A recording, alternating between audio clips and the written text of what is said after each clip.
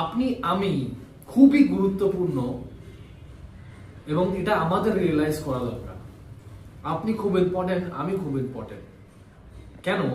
কেননা ঈশ্বরের বাক্য যোহন লিখিত সুসমাচার 1 অধ্যায় 13 পদে বলছে, তাহারা রক্ত হইতে নয়, মাংসের ইচ্ছা হইতে নয়, মানুষের ইচ্ছা হইতেও নয়, কিন্তু ঈশ্বর হইতে জাত। ঈশ্বর থেকে তারা আসছে। যখনই আমি আপনি প্রভু যিশুকে বিশ্বাস করছি, গ্রহণ করছি, তখন আমরা ঈশ্বর হইতে জাত। মানে হচ্ছে, এখানে ইংলিশে খুব ভালো বলছে, আরো ক্লিয়ার হয়ে যাচ্ছে যে বিষয়টাকে, যে children born not of natural, যেরকম ভাবে সন্তানদের জন্ম হয় সেরকমই জন্ম হয়েছে বলে আমরা হয়েছি তা নয়।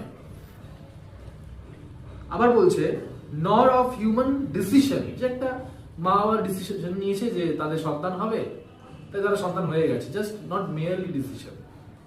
আমাদের ইচ্ছা হলো আমাদের হয়ে গেলাম, মানে আমি ইচ্ছা হলো প্রভু যিশুকে বিশ্বাস করতে হবে তাই করে ফেললাম, আমার ইচ্ছা হলো আমি শুনলাম আমি বিশ্বাস করতে হয় তাই করে ফেললাম, বা আমি ভালো কিছু শুনেছি তার জন্য আমার ভালো লাগলো আমি বিশ্বাস করে নিয়েছি। এটা নয়।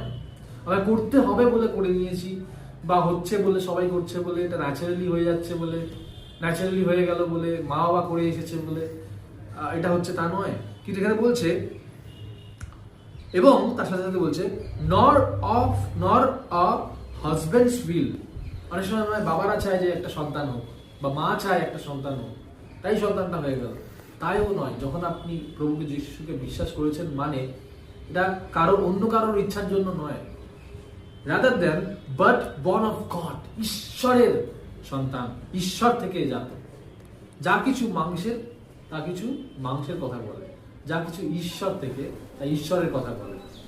এবং ইম্পর্টেন্টলি এখানে বলছে 4 পদে, তাহার মধ্যে জীবন ছিল এবং সেই জীবন মানুষগণের জ্যোতি ছিল। যিশুর মধ্যে জীবন, যিশুর মধ্যে জ্যোতি। এবং আমরা যখন তার মধ্যে থেকে আসছি, আমাদের মধ্যে থেকে যিশু সেটাই দিচ্ছেন, জীবন এবং জ্যোতি।